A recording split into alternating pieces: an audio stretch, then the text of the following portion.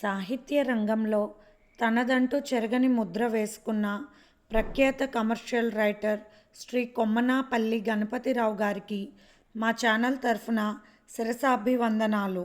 రచన రంగంలో చరిత్ర సృష్టించిన వారి గురించి తెలుసుకోవాలంటే పుట్టింది చదివింది విశాఖ జిల్లా, తర్వాత హైదరాబాద్ నగరం హెచ్ఎంటీలో ఉద్యోగం చేస్తూ 50 పైనే నవలలు రాశారు. 40 సినిమాలు వర్క్ చేశారు. 30 దాకా టీవీ సీరియల్స్ రాశారు. 5 నంది అవార్డులు పొందారు.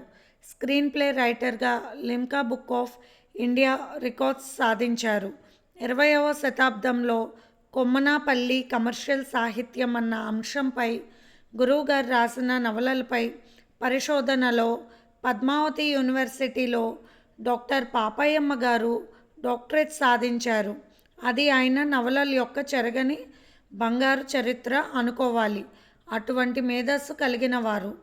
శ్రీ కొమ్మనాపల్లి గణపతిరావు గారి అనుభవంలో తయారైన అక్షరాల వెలుగులు, విలువైన ఆయన సూక్తులు మన ఛానల్లో షేర్ చేస్తాము. ముందుగా మన ఛానల్ తరఫున పూజ్యులు గురు సమానులు అయిన ఆయనకు ధన్యవాదాలు తెలుపుకుందాము.